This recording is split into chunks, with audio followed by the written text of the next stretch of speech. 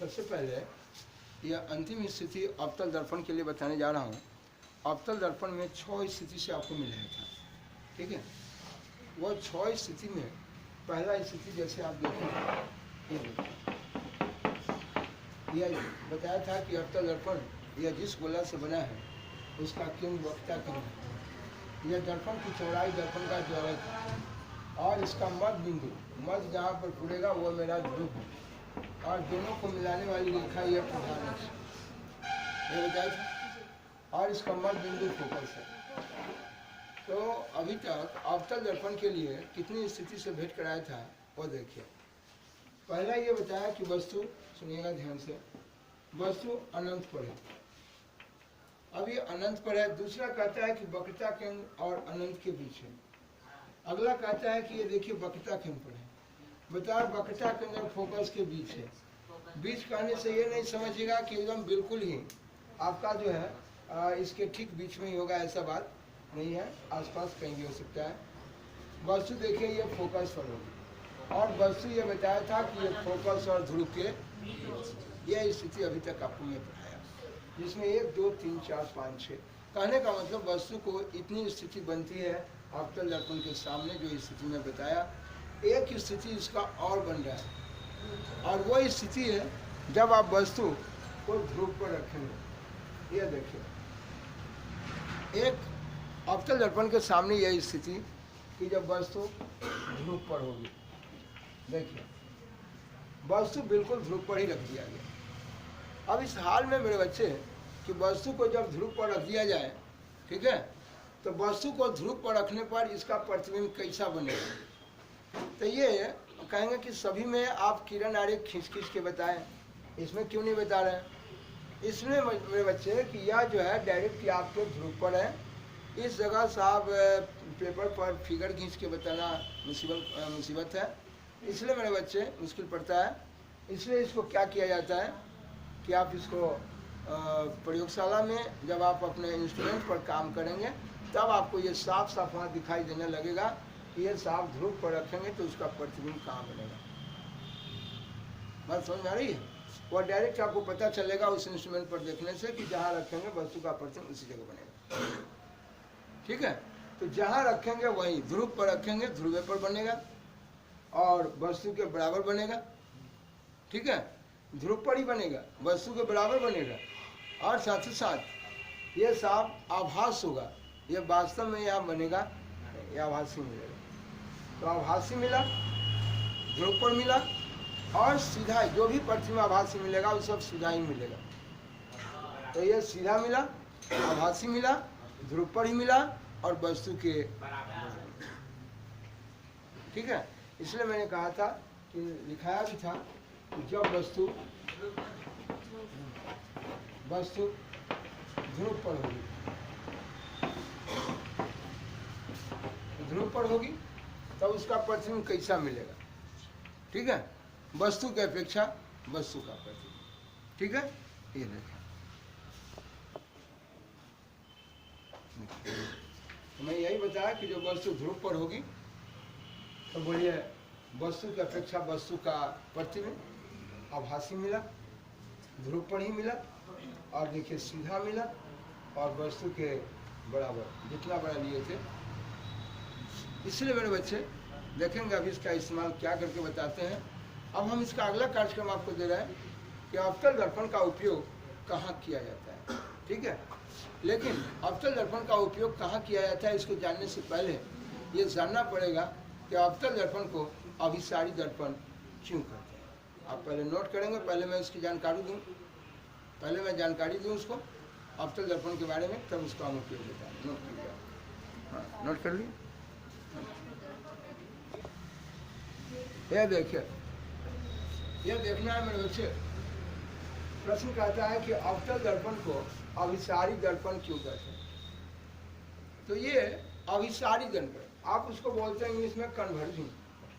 इसके बारे में आपको सभी दिन समझाएं। ये देखिए, ये जो देखते हैं ये किरण आई और ये भी किरण आई, देखिए इस बिंदु पर कट रही है। ये किरण आई देखिए इस बिंदु पर कट रही है, ये देखिए। यह किरण आई इस बिंदु पर कट रही है, यह किरण आई इस बिंदु पर कट रही है, तो सभी किरणें, आने वाली किरणें एक ही बिंदु पर जब कटती है तो कहते हैं कि सभी किरणें अभिसरित हो रही है, कन्वर्ज कर रही है। तो कन्वर्जिंग ना, बोले क्यों बोलेंगे कन्वर्ज करना? जब सभी एक ही बिंदु पर कटेंगी तो कहेंगे कि सभी क्या कर रहे हैं?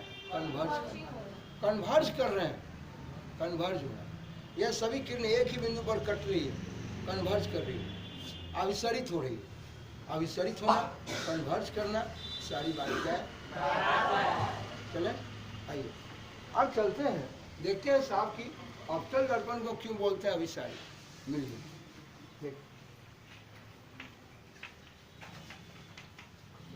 देखिए, सभी लोग इसके बारे में देखें ये क्या कहता है।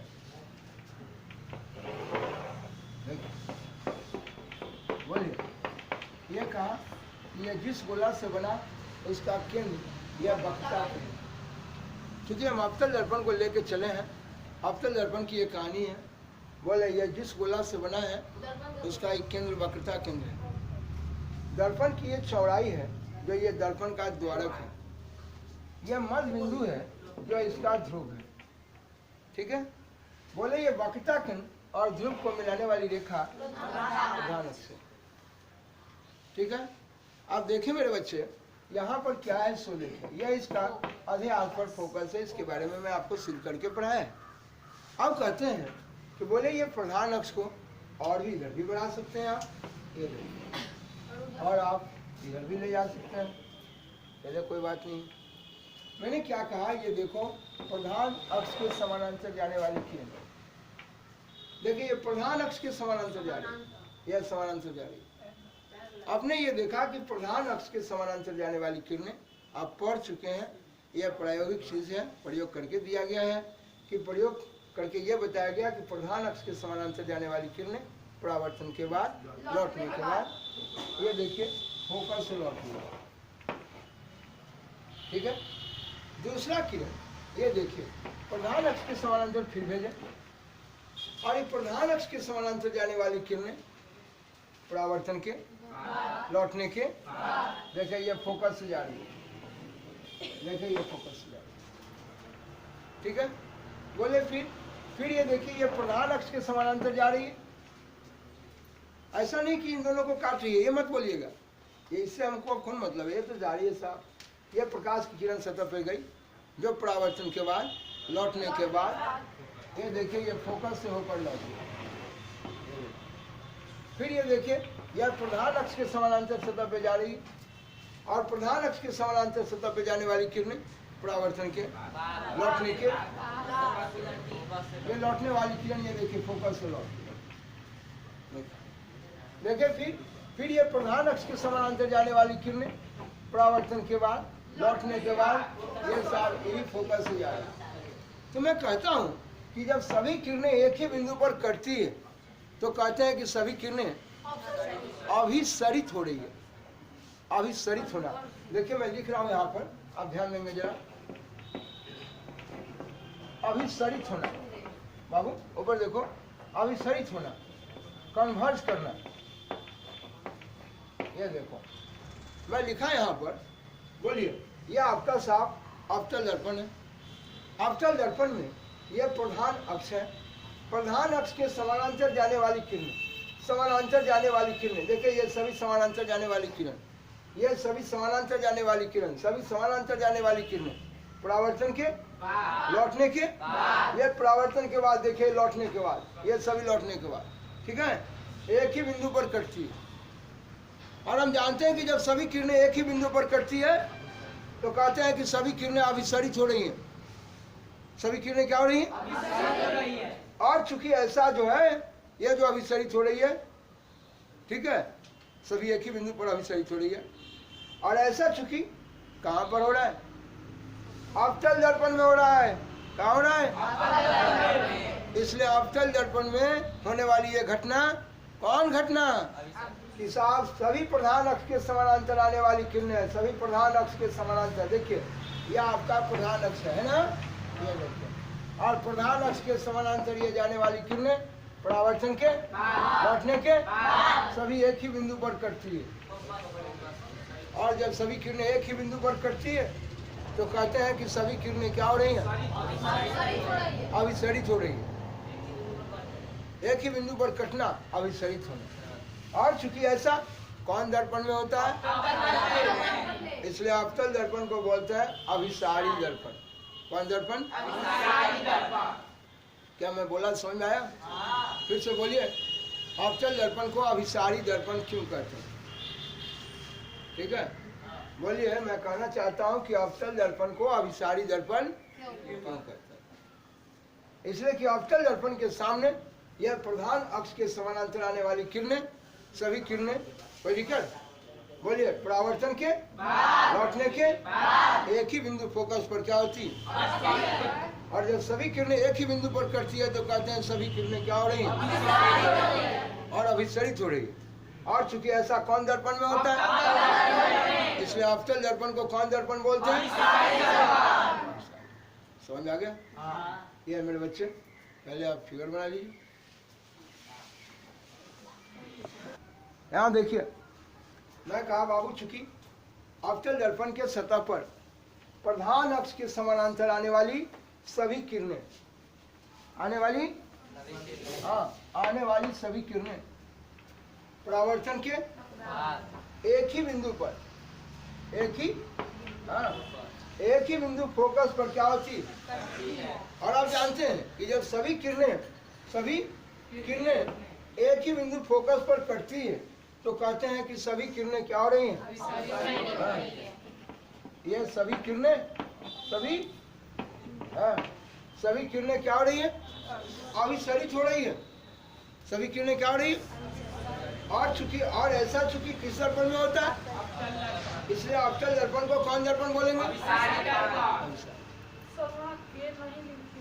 दर्पण के सतह पर प्रधान अक्ष की, अवतल दर्पण के सतह पर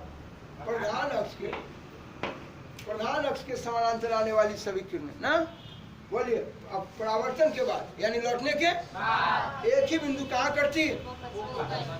कोई दिक्कत? और चूंकि ऐसा साफ किस दर्पण में होता है? अवतल दर्पण, इसलिए अवतल दर्पण को अभिसारी बोलते हैं। कोई दिक्कत है? नोट कर लीजिए बाबू। ये मैं अभी बताया था उस फिगर को, उस फिगर को फिर बता रहा हूँ। ये अवतल दर्पण है। देखिए, ये दर्पण में उठा हुआ भाग इसका साफ रंग दिए, धंसा हुआ पर किरण जाएगी। कोई दिक्कत? बोले, यह मेरा अवतल दर्पण है। बोले, ये दर्पण पर ये जिस गोला से बना उसका केंद्र वक्ता है, दर्पण की चौड़ाई द्वारक और इसका मध्य बिंदु ध्रुव, दोनों को मिलाने वाली रेखा और इसका मध्य बिंदु फोकस। देखिए, इस जगह आपको ये देखना है कि यह वस्तु का प्रतिबिंब नहीं ले रहा है, बल्कि यह प्रधान अक्ष के समानांतर हम किरण को भेज रहे हैं और देख रहा है प्रधान अक्ष के समानांतर जाने वाली किरण यह परावर्तन के बाद कहाँ से लौट रही? दूसरा किरण देखिए, यह प्रधान अक्ष के समानांतर जा रही और ये समानांतर जाने वाली, ध्यान से देखेंगे तभी बनाने में फिर बनेगा आपको। प्रधान अक्ष के समान नहीं देखिएगा तो फिर बनाने में दिक्कत होगा। ये देखिए, प्रधान अक्ष के समानांतर जाने वाली किरणें परावर्तन के बाद यानी लौटने के बाद, देखिए लौटने के बाद ये फोकस से जा रही। ऐसा ना कहना कि इसको तो काट दिया, ऐसा बोलने की जरूरत नहीं है। बोले, बार बार हम बता रहे हैं ताकि बच्चे समझें। यह प्रधान अक्ष के समानांतर जाने वाली किरणें परावर्तन के बाद ये देखिए ये फोकस से लौट रही है। फिर ये प्रधान अक्ष के समानांतर जाने वाली किरणें परावर्तन के लौटने के बाद देखिए ये कहाँ से कट रही है? फोकस से नहीं कट रही है, फोकस पर कट रही है। तो बोले, ये प्रधान अक्ष के समानांतर जाने वाली किरणें परावर्तन के बाद लौटने के बाद एक ही बिंदु फोकस पर कट रही है। और हम जानते हैं कि जब सभी किरणें एक ही बिंदु फोकस पर कटती है तो कहते हैं कि सभी किरणें क्या हो रही हैं? अभिसरित। और चूंकि ऐसा कौन दर्पण में होता है? इसलिए अवतल दर्पण को हम अभिसारी दर्पण, अवतल दर्पण को कौन दर्पण बोलेंगे? यानी एक ही बिंदु पर कटना, कन्वर्ज करना। इसीलिए कभी पढ़ाते रहते हैं, आप लोगों का दिमाग है गड़बड़ लगता है, फुल गड़बड़ है। यह कहते हैं मेरे बच्चे, यह अवतल दर्पण है। अवतल दर्पण को मैं कभी कभी क्वेश्चन में ऐसे नहीं पूछेगा, सीधे कह देगा अवतल दर्पण नहीं बोलेगा, कह देगा अभिसारी दर्पण। ठीक है, कभी कह देगा कन्वर्जिंग मिरर। तो अवतल दर्पण कहें, अभिसारी दर्पण कहें, एक ही चीज़ है। अवतल को ही क्या कहा गया? चूंकि उसका गुण है तो उसमें प्रधान अक्ष के समानांतर जाने वाली किरणें परावर्तन के लौटने के एक ही बिंदु फोकस पर क्या होती है, समझ में आ रहा है? और हम जब सभी किरणें जब एक ही बिंदु फोकस पर करती है तो कहते हैं कि सभी किरणें क्या हो रही हैं। और चूंकि ऐसा कौन दर्पण में होता है, इसलिए अवतल दर्पण को अभिसारी दर्पण, समझ में आ रहा है? नोट कर लीजिए।